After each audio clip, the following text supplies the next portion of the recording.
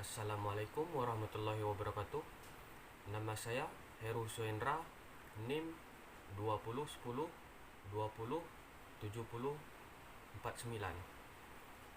Saya dari kelas 1A, prodi jurusan BKPI 2020. Di sini saya ingin menjelaskan materi tugas tentang pedoman bimbingan dan konseling. Pengertian layanan bimbingan dan konseling. 1. Bimbingan dan konseling sebagai integral dari pendidikan. 2. Layanan bimbingan dan konseling adalah upaya sistematis, objektif, logis, dan berkelanjutan. 3.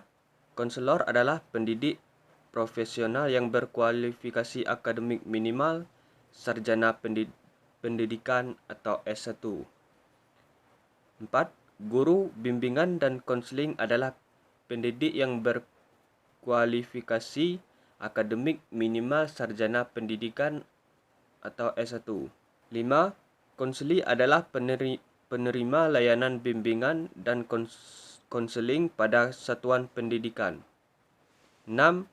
Konselor atau guru bimbingan dan konseling di satuan pendidikan bertugas merencanakan, melaksanakan, mengevaluasi, dan melakukan tindak lanjut layanan bimbingan dan konseling. Yang kedua, fungsi dan tujuan layanan bimbingan dan konseling. Fungsi dan tujuan. 1.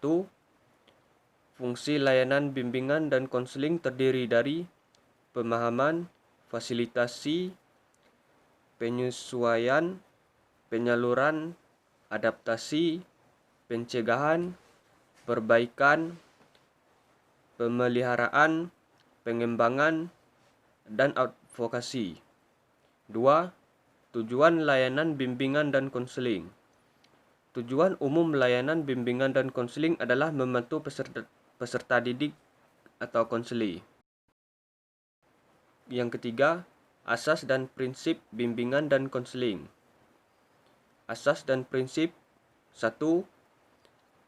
Asas layanan bimbingan dan konseling terdiri dari kerahasiaan, kesukarelaan, keterbukaan, keaktifan, kemandirian, kekinian, kedinamisan, keterpaduan, keharmonisan, keahlian, dan tuturi handayani. Yang kedua, prinsip bimbingan dan konseling. 1. Bimbingan dan konseling diperuntukkan bagi semua peserta didik dan tidak diskriminatif. 2. Bimbingan dan konseling sebagai proses individuasi. 3. Bimbingan dan konseling menekankan nilai-nilai positif. 4. Bimbingan dan konseling merupakan tanggung jawab bersama. 5. Pengambilan keputusan merupakan hal yang esensial dalam bimbingan konseling. 6. Bimbingan dan konseling berlangsung dalam berbagai setting atau adegan kehidupan. Ketujuh, bimbingan dan konseling merupakan bagian integral dari pendidikan. Kedelapan, bimbingan dan konseling dilaksanakan dalam bingkai budaya Indonesia. Kesembilan, bimbingan dan konseling bersifat fleksibel dan adaptif serta berkelanjutan. 10. Bimbingan dan konseling diselenggarakan oleh tenaga profesional dan kompeten. 11. Program bimbingan dan konseling disusun berdasarkan hasil analisis kebutuhan peserta didik. 12. Program bimbingan dan konseling dievaluasi untuk mengetahui keberhasilan layanan dan pengembangan program lebih lanjut. Yang keempat, komponen bimbingan dan konseling. Komponen. Yang pertama, komponen program terdiri dari layanan dasar, layanan peminatan, dan perencanaan individual. layanan responsif dan dukungan sistem. 2. Bidang layanan terdiri dari bimbingan dan konseling pribadi, sosial, belajar, dan karir. Yang ketiga, struktur program layanan terdiri dari sistematika program layanan dan program layanan. Yang keempat, kegiatan dan alokasi waktu layanan terdiri dari kegiatan layanan dan alokasi waktu layanan. Yang kelima, mekanisme pengelolaan layanan terdiri dari analisis kebutuhan, perencanaan, pelaksanaan, evaluasi, pelaporan, dan tindak lanjut. Yang kelima, strategi layanan bimbingan dan konseling. Strategi layanan bimbingan dan konseling dibedakan atas jumlah individu yang dilayani, jenis dan intensitas masalah yang dihadapi peserta didik, dan cara komunikasi layanan. Dan yang terakhir, yang keenam, sarana prasarana pembiayaan layanan bimbingan konseling. Sarana prasarana dan pembiayaan. 1. Ruang bimbingan dan konseling.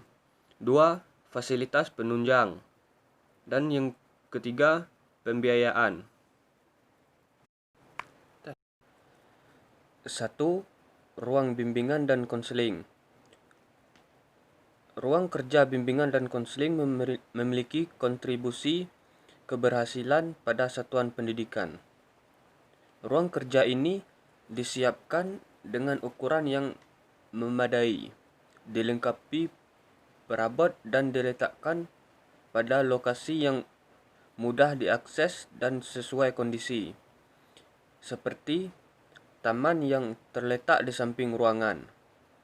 Ukuran ruang ini harus disesuaikan dengan kebutuhan dan jenis jumlah ruangnya. Yang kedua, fasilitas penunjang. Fasilitas penunjang ini berguna dalam penyelenggaraan bimbingan dan konseling, seperti dokumen program, alat pengumpul, dan penyimpanan data. Ketiga, pembiayaan. Perencanaan anggaran merupakan komponen penting dari pengelolaan bimbingan dan konseling. Komponen pembiayaan itu berupa A. Anggaran untuk semua aktivitas bimbingan dan konseling. B. Anggaran untuk aktivitas pendukung. C. Anggaran untuk pengembalian dan peningkatan kenyamanan ruang.